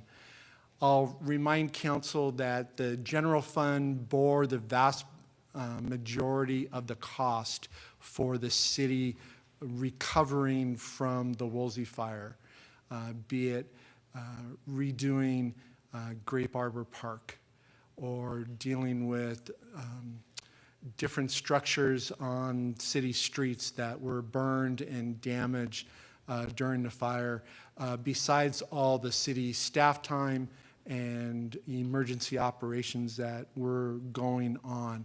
So this table shows the 500,000 going back to the general fund, because that's where the expenses were born, was in the general fund. So if we deposit this money back there, we have about an estimated surplus of $59,000 in here. You also have in your staff report, you have a 32-page document which lists all the revenues and all the expenses of just the general fund of the city, so that we can go over whatever questions you may have in whichever department that it may be shown in. General fund overall, again, the surplus is close enough to zero, so break even, and we show about an increase of a little over $1 million both on the revenue side and the expense side of the equation. Some of the expense increases for the revised have to do with paying the final bills for the cleanup from the winter storms from a year ago, from 2024, where those bills didn't come in until after we were closed for last fiscal year for June. So they came in this year. I'll do a little caveat. We are expecting to get reimbursed for those costs, probably not this fiscal year from FEMA and Cal OES, hopefully next fiscal year or the fiscal year after that. But so those costs are in here because we paid the bills. So that's part of the increases in here. There's also increases for, we have a water, now I'm trying to remember, water monitoring, and that's dealing with storm drain, what's known as NPDS, National Pollutant Discharge System. So that is an annual cost of a little over $100,000. We are looking to see if we can actually charge that to other places in the city, but that was about $112,000 in this fiscal year. And some other increases, be it in legal fees and so forth. So those are the kind of the major increases on the expense side of the house from what our estimated budget was. We also have, last thing is our resolution that's attached to the report. So you'll notice in there a lot of detail. We're estimating revenues up and down. We're also estimating some expenses up and down in that resolution. So that's a cleanup across all the funds, be it the general fund, our landscape maintenance district funds, our MTA funds, where we've had to rebalance some monies between Prop A, C, Measure R, and M. So that resolution is cleaning up, which is typically what we do in this mid-year report as well. So with that, I am available to answer any questions that the council may have. Okay, council questions. We're going to go ahead and start with the Budget Committee. Council Member Albrecht. Ron, thank you for that. And thank you for all the hard work of putting this together. I think all of us by now understand cost recovery and how the return of money is delayed, so it doesn't reflect exactly mid-year. But you know, it's a tippy-toe budget, and we're tippy-toeing along. And the Budget Committee is being very, very careful. And when you've got a $97,000 surplus over 12 months in a city of our size with things moving around, it's a tough road to hoe. So you also have to consider that revenue coming in and the expenses we have are volatile. So maybe we will have problems with the rain and storm drain problems, and maybe we won't. Maybe sales volume will increase, maybe even more than we're expecting. So I know you keep your eye on the ball. It's hard to estimate. We have to make one, but I think it's going to work out this year. We're all hopeful. It looks like it's going to be better than when it comes to the final budget. Thank you. Okay, Councilmember Weintraub? I always appreciate these mid-year budget reports because it really helps to showcase where we are and where we will be. So I actually don't have any questions that haven't already been answered, but I appreciate this exercise. It's really helpful for when the real budget the full budget comes forward. And I think also just the reports that we get periodically on sales tax and all of that, there's no surprises really seeing this. So thank you for those. Okay, Mayor Pro Tem Bazagian. I only have one observation, and thank you for the report, and I especially appreciate the chart. I always like these informative charts. And that is that you guys did a very good job of estimating where we'd be. When I was looking this over in preparation for the meeting, and this chart is basically pretty much what we had in our report, I noticed that all but just a couple of the categories were almost exactly what you had estimated. So congratulations on your department for doing such a good job of doing that, because it's so important that we have accurate numbers and that we know what we're dealing with. And it gives me much greater confidence as we go forward that in the future our numbers that we're looking at and we are planning on having will actually come to light. So thank you, Ron, very much for that. And the Budget Committee. Councilmember Shapiro? This is my first time being up here in a while. Thank you, first of all, to the Budget Committee, to Kendon and Ron for your great work. This is very detailed. I have a lot of questions, and I'm sorry I didn't get to go over them with you ahead of time. And some are maybe just for clarification for those who are following and reading along with us. Turning to Exhibit A, if you could just explain, I guess we know, the payment to Hidden Hills, which wasn't originally in the budget and then was an amended revision. If you could explain, that's $539,000, please. Right, so the payment to Hidden Hills is what the city of Calabasas agreed to back a number of months ago. It's, if you will, it's kind of a refund of what Hidden Hills had contributed to the city over the years and what the city had spent on digital services out of the library. So that was it wasn't in the budget, and in one sense it was unforeseen until it actually happened. Thank you. And then looking at page 5 of 7 on Exhibit A, these two can go together, the July 4th event and the elections, where our expenditure was 1,000 and 0. We actually saved about 169,000, if I read that correctly. Yeah, you are exactly correct. Again, the council had the election this last November, and there was 2 seats available and 2 people ran, and so we didn't have to have an official vote, and so we saved those election costs that we would pay to the A brilliant job by our community, right?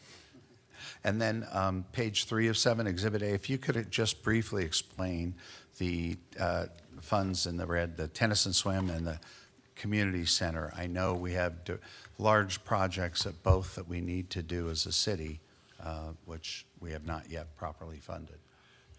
Correct. So this is appropriating more money for different projects in those 2 funds versus the revenues are looking to come in. We did adjust some revenues in those funds as well. But yeah, so this is just expending more and truing up the budget to what is actually occurring in those funds.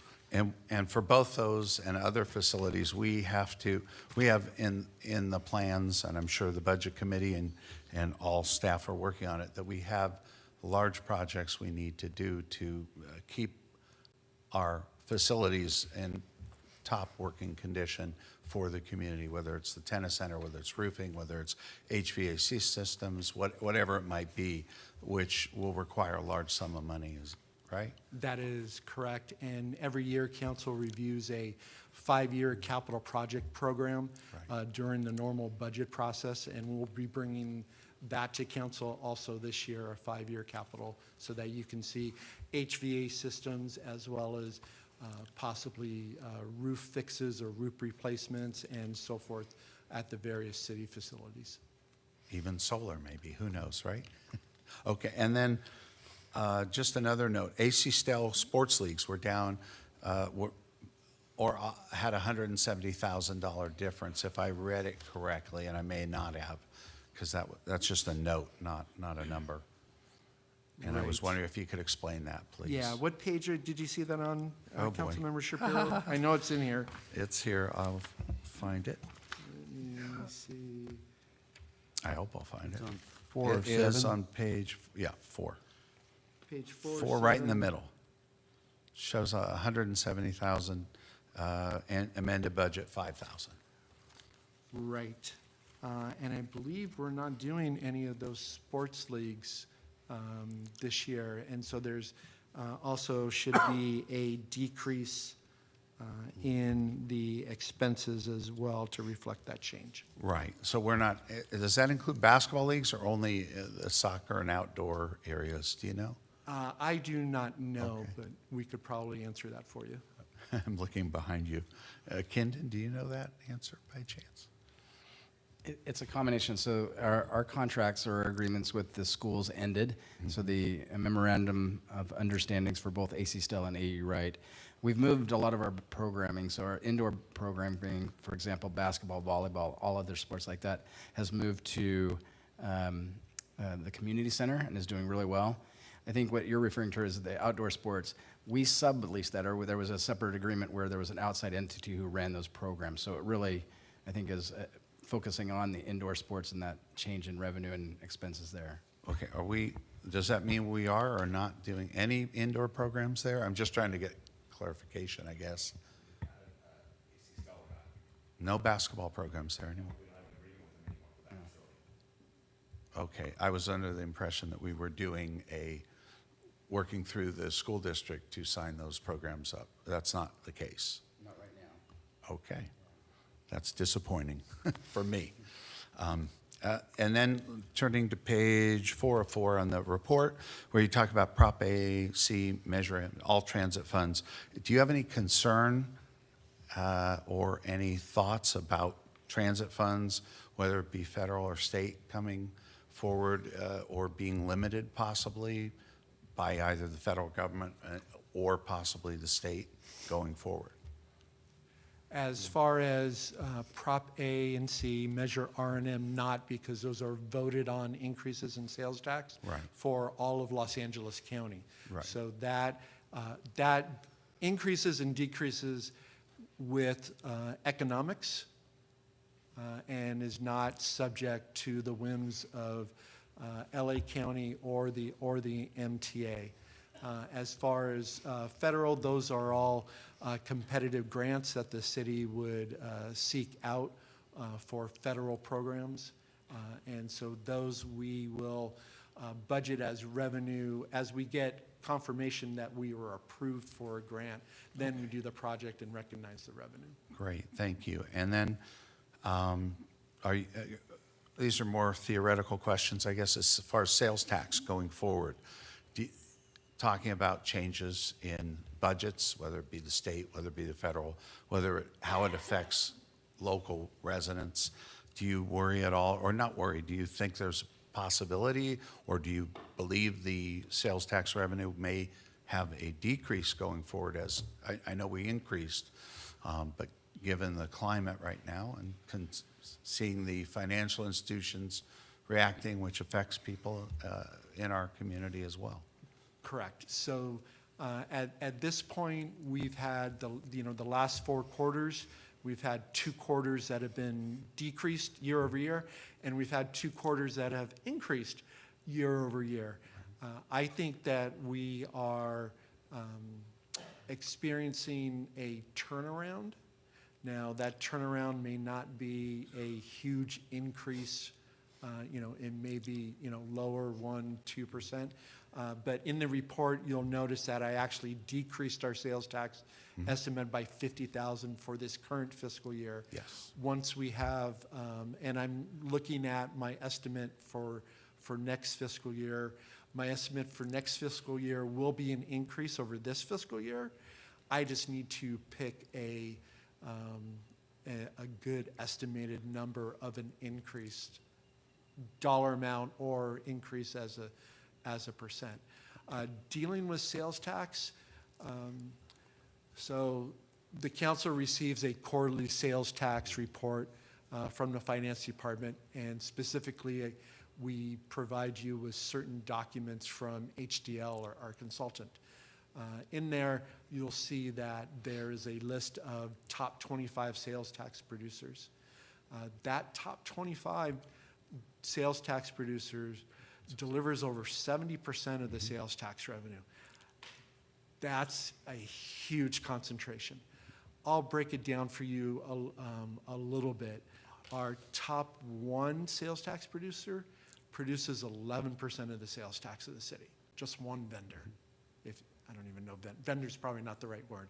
One business located within the city. I'll put it into perspective. That is 2% of total general fund revenue by one business in the city. And on down that heavy concentration goes the top 8 produce basically 50% of the sales tax revenue. So we have a highly concentrated businesses for our sales tax. So we're subject to those vagrancies of those businesses. Those businesses vary widely from restaurants to grocery stores to our car dealerships and other retail establishments for that top 25. So that's just a kind of a general comment that we can, as we experience the big increases, which was kind of unusual for LA County that we experienced during the lockdowns a few years ago. We've kind of settled downwards a little bit. It looks to me like we're in the middle of a turnaround, and we'll be increasing once again. Great, thank you. And then page 2, and then I'll work back to number 1. Page 2, the building fees, does that include the commons or other potential developments there? I see a large increase. That's Yeah, why I'm that asking. has already been experienced. Okay. So that's already that has already occurred for the first 6 months of this year. So we're not anticipating any fees coming in for the commons or anything, because they're still in, I'll call it the talking phase and the preparatory phase that hasn't actually deposited any money with the city. Okay, and then these are more general. These are a little general, then I have a really specific comment. But with, you talk about auto dealerships, which we have the auto overlay zone here, and that's certainly provides a source of sales tax revenue for the community. Are you concerned at all, not concerned, have you factored in or will you factor in the potential for tariffs, which are being enacted, whether right now and may be enacted April 1st again, as affecting auto dealerships going forward? Will increase prices, but Right. also may decrease as far as demand goes too. Right, that all very true. I've not factored in any of that in for my current year estimate. And again, I'm looking at what I'm going to do for next year still. So good point. I will point out that it's an interesting political exercise, the tariffs, and how they are being used and the outcomes that the president and the administration wants, whether it be peace between Ukraine and Russia, as the tariffs are being talked about, and withholding of military equipment, as well as how he deals with Canada, our future 51st state, or Mexico. Oh, you didn't even smile on the 51st state. No, okay. Okay, and those are the ones I was most concerned. We just celebrated, the chamber celebrated the Cadillac dealership here, which has a lot of connections with Canada in particular. So that's why I'm not picking on them, just in general. And obviously, we don't know. I don't know that anyone knows at this point, but you're in a better position to pontificate than I am. I don't think so, sir. And what is the plan?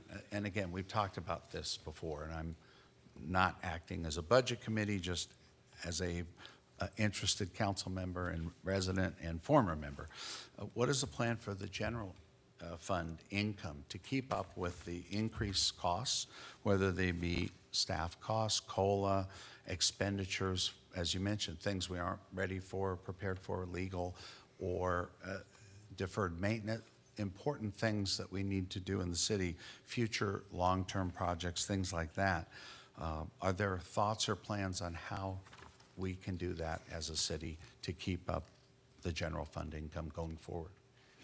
Right, so one thing that we have actually done this year, we did a reduction in force of a certain operation within the city, and we have contracted with an outside party to actually provide those same services at a reduced cost. So the city will continue to look at those areas, maybe not reductions in force, but continue to look at areas where we can save on operating costs. You mentioned solar, which would save on operating cost every year as far as electricity, particularly increases in the electricity cost. And we've looked at that and looked at how long a payback that can be. So the city is looking at all of those kinds of reduced costs. On the revenue side, we are limited by California state law. As council approved tonight, we are limited to just cost recovery for a number of different fees. So we adhere to those laws. And for other bigger increases, whether they be in sales tax or hotel tax or whichever, those require a vote of the citizens at an election where council members are elected. And so that needs to be communicated to the citizens and so forth on the need. But those are really where you're going to get your large increases on the revenue side. The other revenue increases are basically kind of minor. They're more cost recovery. And then we have the whole grants, which you've also mentioned already previously, that we continue to look at. Thank you, thank you. And before I ask or make the last comment and ask the next question, I just want to thank you again for your hard work. Excellent mid-year budget, and thank the budget committee as well. This is a comment on the Woolsey, which probably shouldn't be a surprise that I'm going to comment on this. Previously, I thought, I'm pretty certain, I know that we got as a city, the original settlement was 4.4 we received here. 4.4 million was the number, if I'm correct. And this other additional funds, that's fantastic also. I thought it was a council directive, and it was certainly brought to council a number of times as to where and how those funds were to be used. And I can say I specifically will speak out not to be used in a general fund for staff or other uses, which certainly were part of the costs, I understand, and I believe we recovered FEMA money during that time for those costs as well. So I want to be careful when we're saying we're putting funds in certain areas. But there was a detailed list, at least when I was on the budget committee, of where the Woolsey funds were going. I think our council received that list and adhered to it, maybe put it off to determine what would happen with it later. I know it was used for an emergency preparedness vehicle, a number of other items, but there was still a couple $100,000 at least at the bottom line when I remember. Maybe it was 250, maybe it was a little less than that. And I guess the question is, when did that policy change and why did it change? And it wasn't brought to council, so that's why I'm asking. That is your decision tonight, council members. This is actually why we're here. So Ron showed it as both, because the council has that prerogative to make that decision tonight. To go back to what you mentioned, the council adopted a Woolsey Fire Fund expenditure plan. So taking into account that $4+ million, we brought to the council an expenditure plan over the next few years, but we really only allocated about, I think, 1.5 to 1.75 million in expenditures. And then the intent was to come back as there was other additional needs, whatever that might be. The $500,000 was not part of that 4.4 million, nor was it part of that expenditure plan. And as Ron mentioned early on in his presentation, there were expenditures in 2018 and 2019 that were not covered by the JPIA, were not covered by FEMA, were not covered by other outside sources, so when the Woolsey Fire Fund came in essence, the council froze those funds to be used for emergency preparedness. The city's general fund had already borne hundreds of thousands of dollars of expenses at that time. So again, this is at the pleasure of the council. The council could say, we want that earmarked and targeted for Woolsey Fire Funds, and so then it would be put in that fund. Or the council could say, we'd like it to stay in the general fund. The council can make a decision to say, we want to be proactive with that money and put it in our Section 115 and generate income off it for our pension liability. That's up at the pleasure of the council. Understood. So because I didn't see a separate fund, I know you said it's a fund that's not here, at least. The Woolsey Fire, the original 3.5 or 3.4, correct? That's elsewhere, right? Correct. We have, the fund is, we call it the Woolsey Fire Right. Fund. At council, it's actually named something different. Okay. But Kindon is exactly correct. We have that Okay. expenditure plan. And the original cash check was $4,007,000 is what the city received. Okay. Again, my memory Yeah, is... right, understood. was- And it's been since December of 2019 when we received it. Right, so no, it's I been a remember. while. But that's not the point. The point of the 500,000 we just got is being used to help balance the budget, and to recover costs that were expended during the Woolsey Fire and not recovered. So I'm fine with that part. The second part, I definitely want to use and use for the community to help make us safer if possible. Thank you. Thank you again. So you raise a good point, and I want to share something on that as well, too. This was a concern that we had at the Budget Committee that we talked about, and in the way that it was presented, I did make the request that it be presented a little differently, but I made the mistake of asking after the agenda was already published. So the reality is that Ron's done an excellent job of budgeting and forecasting and gotten us this far, and I think Mayor Pro Tem Bazagian's comments were very good in that we appreciate everything that has been done in balancing the budget. What we don't see here is that in reality, for the midterm, we're $500,000 short. And as you pointed out, Councilmember Shapiro, the surprise why we're $500,000 short is because halfway through the year, we figured out that Hidden Hills wants some of their money back, about $500,000.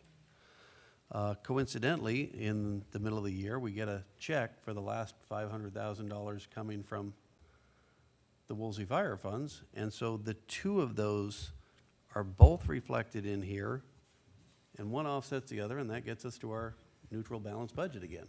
Can I clarify that, Mayor? Yes, please. The library was expended out of the library funds, not general fund. Oh, okay, well, so the general fund had some other issues. I think Ron touched on a few of them. Stormwater cleanup, pollution monitoring, several other six-figure hits that our budget took. So that's something that's before us tonight, and that's something that I want to make sure that we're all aware of and choosing to do, which is in order to balance the budget, in order to not be in a deficit, we can put the Woolsey Fire final payment check into the general fund to make us whole, to bring us back to zero. We do have the choice, instead of bringing down the general fund, we do have a few $1 million over and above our prudent reserve of 50%. So we do have the option of taking that $500,000 out and putting the Woolsey Fire final payment check into the Woolsey Fire funds and spending it specifically for something else.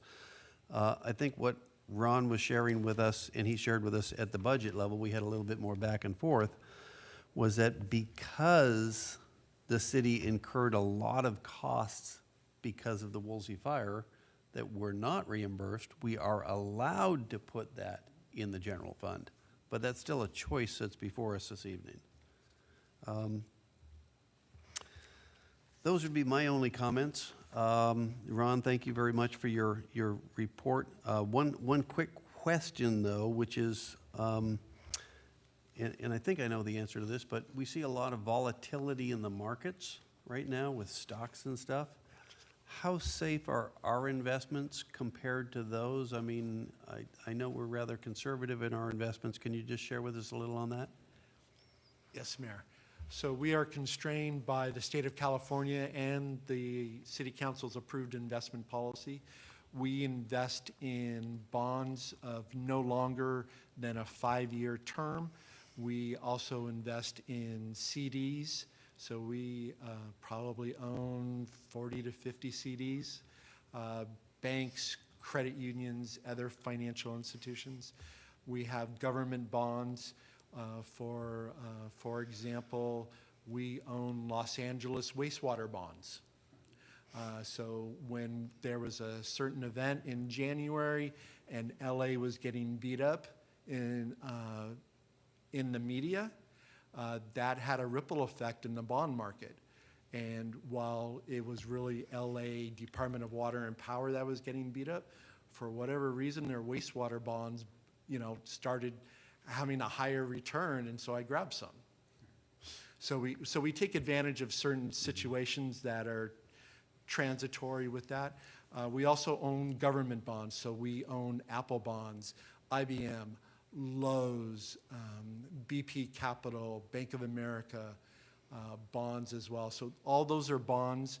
They're not subject at all to what's going on in the stock market because we hold until maturity. If we would sell them, we could take a loss or a profit depending on what day we sell, but we don't ever sell. We hold until maturity or until the issuer, the Apple or the government agency, calls it back. And then they give us our money back, they pay us our interest, and we go find another investment. So they are very safe, but caveat, like anything, a business can go out of business, but I don't think Apple or IBM or Exxon or Lowe's are going out of business anytime soon. Okay. Well, thank you very much for that. We are now at a point where I'm going to ask if we have any members of the public wishing to speak on this item.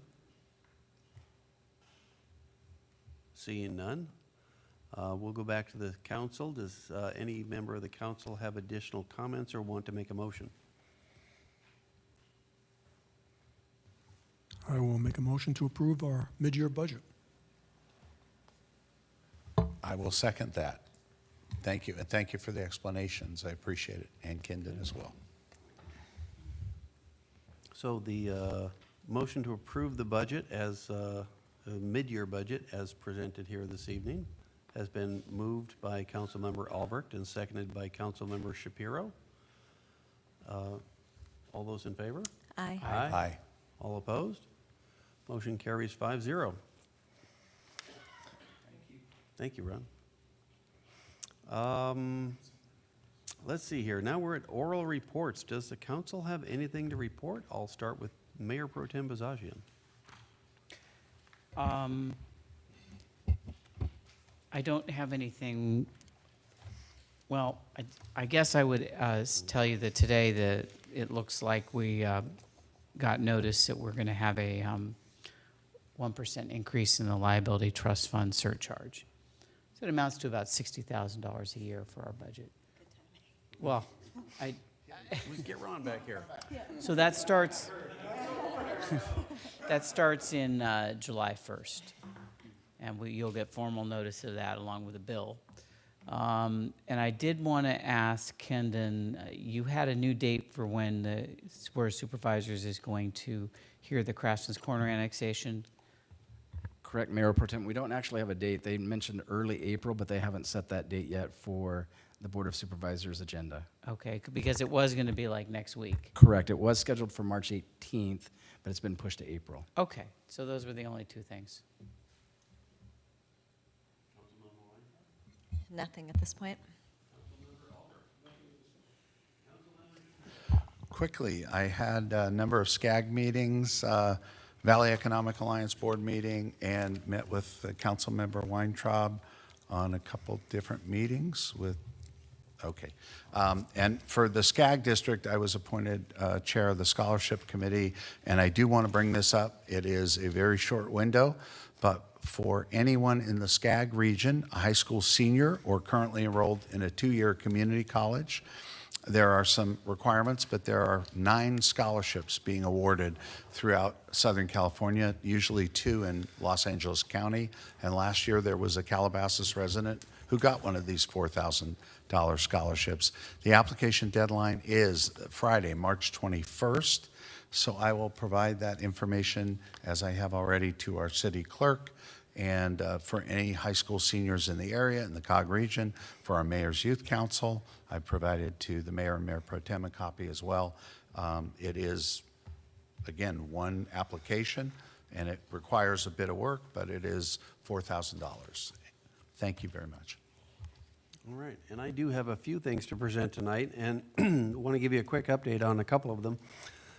First of all, on March 3rd, the Budget Committee met. On March 6th, I participated in a Las Virgenes Municipal Water District diversification study. They are looking at alternative ways of making our water supply reliable and redundant. Brought our eyes open to a number of things like water banking. We can make arrangements with neighboring water districts to actually store water in their areas and then use it in times of need here. You would think that that would have to be done nearby. We would normally do that with like Callegas or another district that has a connection to us. And speaking of which, the connection between Callegas and Las Virgenes Municipal Water District was finished in the most recent couple months. So if we have an emergency of impacting either district, we now have the ability to tie our water supplies together and share water, which is something we've never had before. But in addition to water banking with our neighbors, they've studied options like we can water bank up in Northern California and trade their water rights with additional water rights in the State Water Project.